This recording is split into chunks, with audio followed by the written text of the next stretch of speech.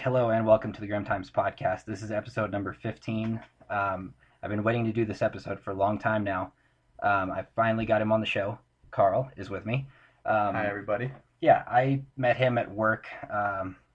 One of the few good things to come out of the Cliff House. And we are very like-minded, it turns out. And I used to think I was smart until I met him. So I'm going to bring him on the show and have him kind of talk about some of the things that he really has gained a lot of information about over the years. Today, I think we're going to start out talking about space travel and the theories behind it, the physics behind it, pretty much anything in that area. I mean, as you know, well, I'm a firm believer in extraterrestrial life, and to have this sort of life and to have them visit us, they have to have some means to get here. So I'd like to start off just by getting your thoughts on space travel, the kind of logistics of it, really. I mean, how you get from point A to point B in a reasonable amount of time, and how it can be done. Right, and that's an incredibly difficult task because really, when people think about space travel, they want faster and faster speeds. But with modern science, we know that it doesn't matter how fast we go, it's going to take us eons to get to the places that we want to go as a race. So, what you have to think about is time and space mixed with speed. And what I mean by that is the theory of relativity. And so, the theory of relativity is basically saying that when we're traveling at high speeds, time is going to be going slower for us than it is for the rest of the universe, if you will. The only way that aliens could be getting here in a logistical manner that would work and be viable is either if they have some type of cryo sleep, which a lot of science fiction movies have, kind of branched off of, or quantum physics. And what I mean by that is all things related to the smallest molecular level, because basically force is energy. Let's talk about one thing in particular. You were talking about speed, and even if you go at these amazing speeds, you got to think about how if you're in a ship that is made of matter, it's got physical form, basically, is what I'm trying to say. How are you going to get through space when our equipment is out there in space, and if a little pebble comes along going at the millions of miles per hour that they're going, or however many, I don't know if that's totally correct, but with them going that fast, a little tiny pebble will tear a huge hole in the side of your ship. How are you going to get that your craft across this huge amount of space without just being completely destroyed? Because I mean, there's got to be a lot of debris out there. Right. And any type of spaceship that's holding human occupants is going to have physical mass. And that's something that even just as simple idea as that is going to mess up the whole thing of trying to build a spaceship. Because, first of all, if we're trying to travel at the speed of light, any mass that we have is going to be directly changed into force or g-forces. So a human occupant going in this craft at millions of miles an hour is going to get turned into, a puddle of goo. How possible do you think it is that a ship, kind of like if you think about Star Trek, they have shields, kind of external, not really physical, but I don't know, they would burn up anything that comes into its path. How possible do you think that is? Maybe if their ship is going through space, they're just burning up the little debris as they come through. Well, I think that's interesting because if you are going at these speeds, you have created a large amount of force. So something that's hitting you is also going to have to be at a large amount of force to affect you. So if you could harness the energy that you're creating through going at those speeds with a physical mass, then you could technically create a barrier between you and other objects simply on the fact that you have all that force behind you. It'd be kind of like shooting a pebble at a cannonball in mid-flight. It's not. Right. But in terms of energy-related shield technology, I mean, that's way beyond any scientists that's around these days. But I think it's definitely something that they're going to have to think about if they ever want to travel beyond our solar system, and you know, especially travel beyond our solar system within 50 years, 100 years. Right. Could you imagine going on a trip for that long? I mean, I think for looking at it at this point, it would take somebody's entire lifetime just to get anywhere. Um, I mean, Mars, we can reach that in what, 5 years or something. I think that's about right. So I mean, there's that, but we don't. There's nothing really substantial on Mars except for exploration. There's no life there. But as for the ETs, one other interesting idea for space travel would be using wormholes, and a lot of people have theorized about black holes being wormholes. But then again, I'm not sure. I want to ask you about this. I've always heard that wormholes. That's my computer in the background. I don't know if that's picking up on the audio. I apologize. But anyway, with the black holes, I've always heard that that kind of reduces the matter. It shrinks it into like the size of a string just to go through this hole. And so, like, if the Earth was sucked into that, we'd all be crushed into this tiny little, thing and go through the black hole. So, I mean, I don't know if a black hole could really be a viable option for, theorizing about wormholes. Is that true? well, I mean, in essence, it is correct. If something is getting sucked into a wormhole, if you will, or a black hole, uh, it's going to be being stretched out beyond any comprehension of the human imagination. All those molecules are going to be stretched out millions of times longer than they are. But when they go into the black hole, scientists suppose that that material is being compacted down into dense material, which adds to the black hole's power. So what I mean by that is they're feeding on mass to create more gravitational force.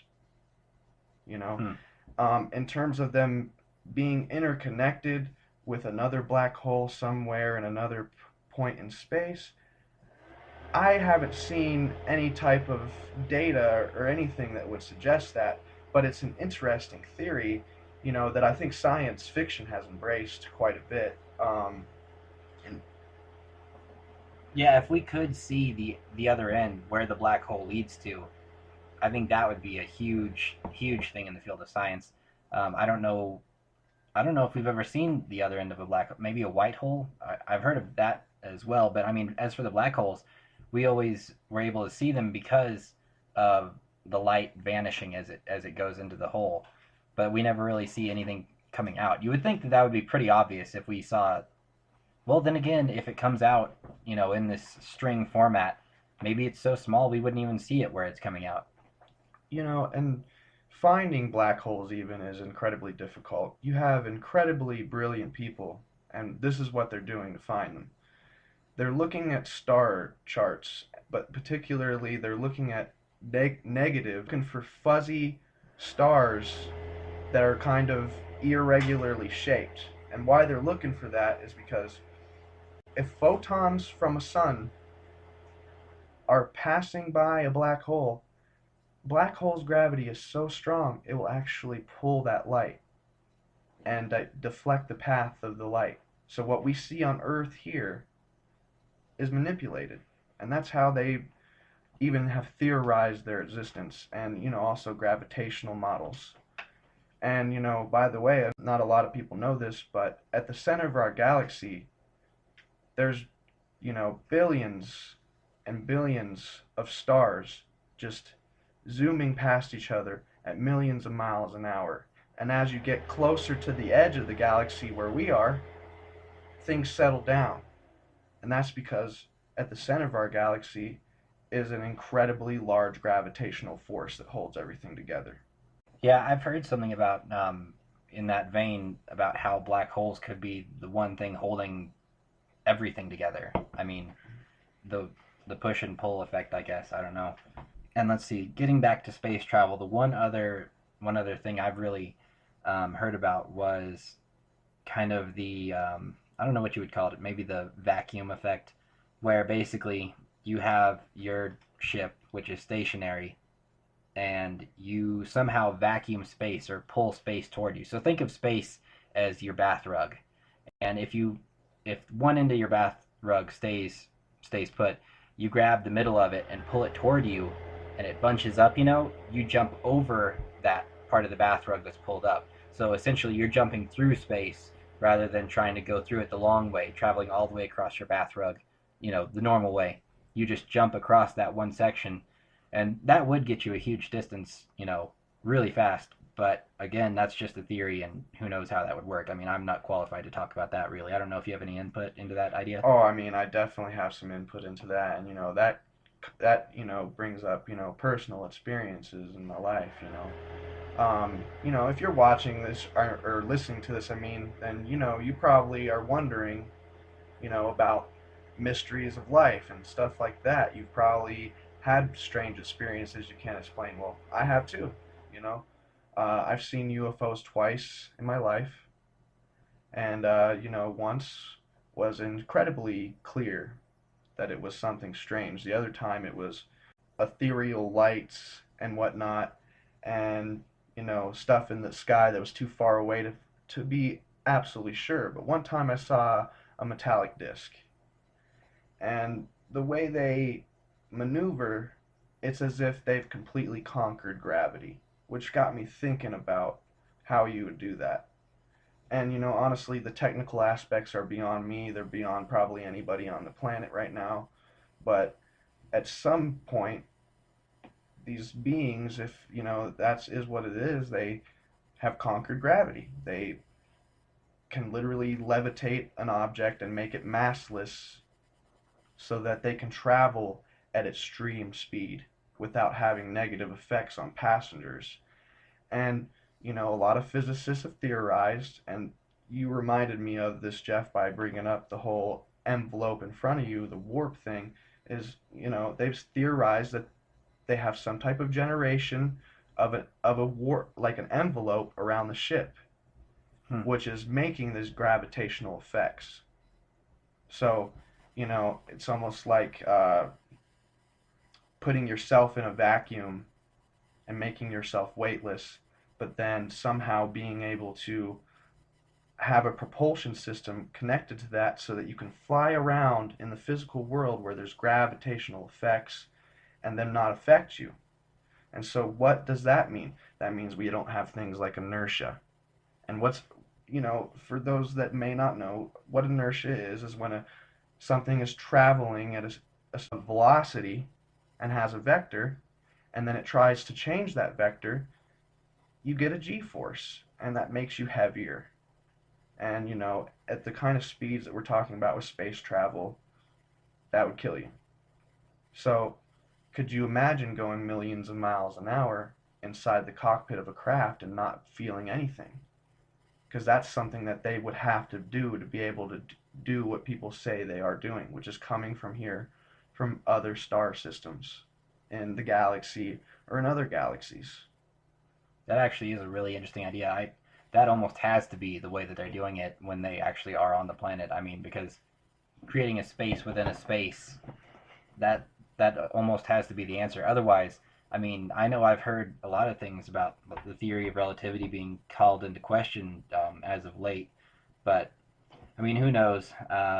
That's something that you could talk about all day and never really understand it completely. I mean, if you look at science now, a lot of it is just a theory with facts conveniently placed around it to make sense of everything. And, it's constantly being proven wrong and sometimes constantly being proven right. I mean, Well, an interesting fact about science that I like to bring up with anybody, especially somebody that's religious or somebody that's highly scientific, is that neither one can prove the other wrong, and there's a reason for that. Um, Let me know when you find the reason, because then that's the answer. I don't have the reason, but you can't prove that God doesn't exist, and you can't prove that He does, or she, or whatever you believe. You know, the, honestly, in my opinion, being a person that's, into science but also has a spiritual background in my life, is they need to come together so that people are not bound by ideas or belief systems. Like, for example, creationism and Darwinism. If you are so wanting to disprove the existence of God, when you see creatures that are different in the fossil record, yeah, you want to say that they evolved. Well, not a lot of people are talking about this, in my opinion. What if creatures did evolve? What if the universe did all start from a Big Bang? Maybe science is all right about that. Maybe, using quantum physics and, all these relativistic theories that they have, maybe they can figure out the exact second that the universe came into being, but they still can't explain why it did. Yeah, yeah, that's a really good point. I think one interesting idea is that this God creator is the one who created the Big Bang to begin with. Maybe that really is. Maybe Genesis had it right. Maybe that is the moment that everything came into existence. But we'll never know. I heard one great quote one time. I don't even know who said it, but they said that the moment that science starts taking spirituality as science and looking into it seriously is the moment where we figure out the questions of the universe, the answers of the universe, really. To conquer time is to conquer travel, not to conquer speed. That's just overall that what I want people to take in from this is we can go the speed of light, which physicists say is theoretically impossible for many reasons we don't have time to discuss all of them. But if I can conquer time, I can do anything in a second. Just think about that. Time travel really could be the answer as well. I mean, some people have even theorized that the Greys are actually humans from the future that time traveled back here, and by that point we have all these technologies. So maybe there is no other life in the universe, and maybe we're just humans visiting ourselves. But I don't know if I really trust that theory a whole lot. I mean, I guess you could look at it that way, but I don't see why we would evolve even smaller and totally hairless and turn gray and with the big black eyes. I don't know if we would have to go underground and there'd be some sort of nuclear fallout that would cause us to be like that, lose all our hair. I mean, as you've probably noticed, humans over the last couple centuries have been getting substantially bigger. Actually, I mean, we're still growing as we speak, and I think that's partially due to all the hormones and the steroids and stuff in the food that we eat now. But as a race, I don't see us getting smaller, and the only reason we would have those big black eyes is if we were in total darkness all the time. So, I mean, maybe the aliens are coming back to save us from some sort of nuclear apocalypse. They do seem to have some sort of a natural curiosity about the nuclear facilities. I mean, the government has had countless encounters at these nuclear plants with the aliens and UFOs. I mean, there's several that are really good. One that came out of Great Britain, I don't know, 40 years ago. Yeah, I mean, one thing I definitely agree about that is, if the alien phenomena is real, then it definitely had something to do with our nuclear program. At some point, sightings just started to accumulate all over the world out of nowhere. And it's interesting that you bring up grays and stuff because, I want everybody that's listening to this to look up the first instance of somebody reporting seeing a gray alien. And it's actually interesting because they were a young black couple. And I think it was like, This wouldn't be the Betty and Barney Hill case, is it? yeah, Benny and Barney Hill. That's exactly right. Yeah, and supposedly they're credited with being the first people to report an actual sighting of these creatures that really nowadays have become the face of the alien abduction phenomena. They're what everyone's talking about. Right. Definitely look up that case if you get a chance. Also, the Travis Walton case. That was also one of the greatest sightings and abduction cases of all time, just because of the sheer number of witnesses. I mean, I think it was 5 or 6 loggers who actually were out in the woods with Travis when he got picked up. And he still does.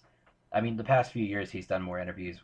After it originally happened, he was pretty quiet about it. I mean, it was And that again should tell you something, that he was quiet for so many years because it was such a traumatic event in his life, as you can imagine it would be. But we're here at the end of the podcast.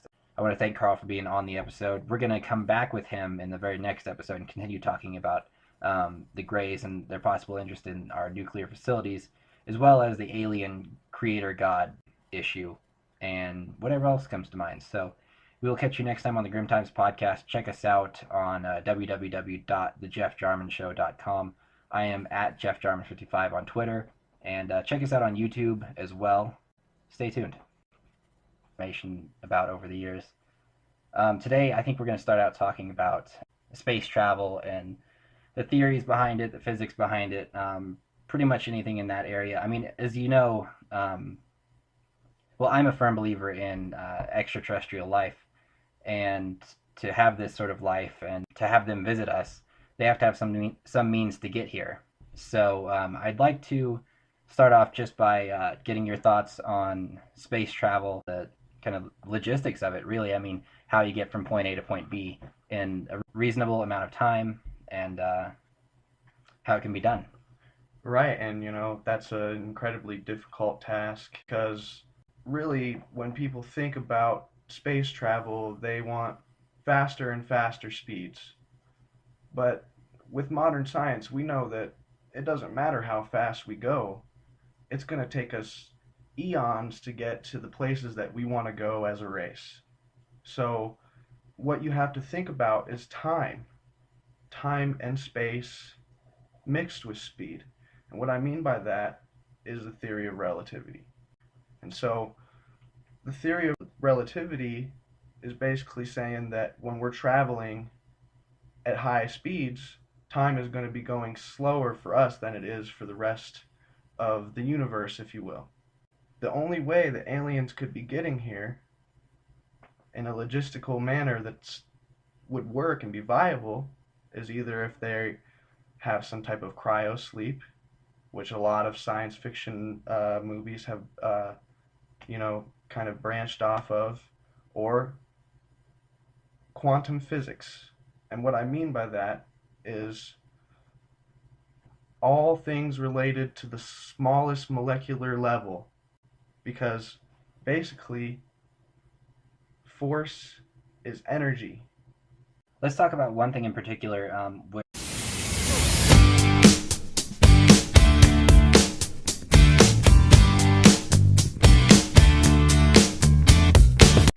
All right, hello and welcome to the Grimm Times podcast. This is episode number 15. I've been waiting to do this episode for a long time now. I finally got him on the show. Karl is with me. Hi, everybody. Yeah, I met him at work. One of the few good things to come out of the Cliff House. And we are very like-minded, it turns out. And I used to think I was smart until I met him. So I'm going to bring him on the show and have him kind of talk about some of the things that he really has gained a lot of information. You were talking about speed, and even if you go at these amazing speeds, you got to think about how if you're in a ship that is made of matter, it's got physical form, basically, is what I'm trying to say. How are you going to get through space when our equipment is out there in space, and if a little pebble comes along going at the millions of miles per hour that they're going, or however many, I don't know if that's totally correct, but with them going that fast, a little tiny pebble will tear a huge hole in the side of your ship. How are you going to get that your craft across this huge amount of space without just being completely destroyed?